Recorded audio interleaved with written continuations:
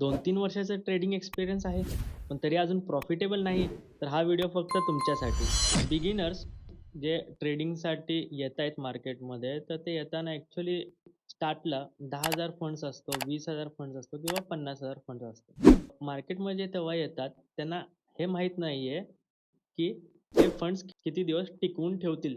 त्याचं कॅल्क्युलेशन न करता, त्याचं ट्रेड प्लॅन न करता ते व्हेरिएबल क्वांटिटी साइझिंगनं ट्रेड घेत असतात.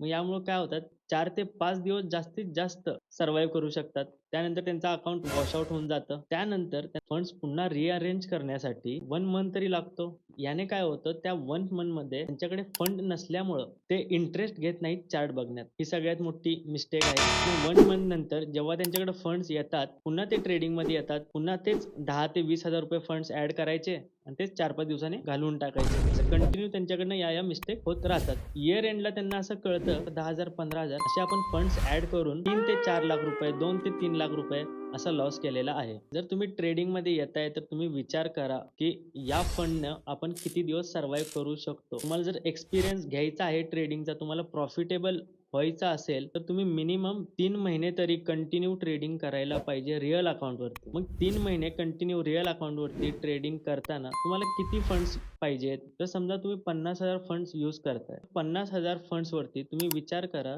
की तुमचा 90 दिवस एस-एल उडणार आहे. डेली एक ट्रेड करून एक एस-एल तुमचा जाणार आहे. असं 90 दिवस तुमचा फक्त लॉस होणार आहे.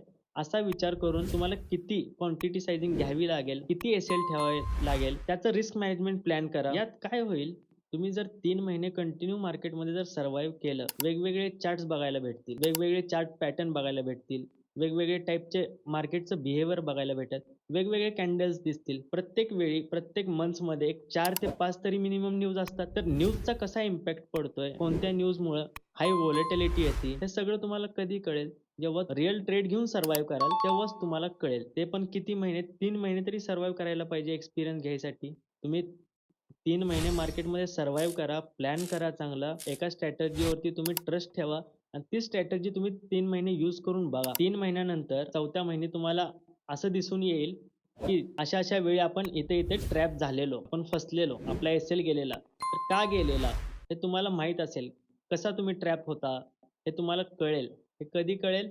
3 महिने टिकल्यावर. जेव्हा तुम्ही अटेंडन्स लावाल, रिस्क मॅनेजमेंटनं, पेशन्सनं, डिसिप्लिननं तुम्ही सर्व्हाईव्ह कराल, डेली तुम्ही याल, बघाल, इंटरेस्ट घ्याल, तेव्हा मार्केट तुम्हाला लाँग टर्म टिकवून ठेवेल. तर आता तुम्ही विचार करा, की तुमची ट्रेडिंग जर्नी तुम्हाला कशी स्टार्ट करायची? तुमचा प्लॅन रेडी करा.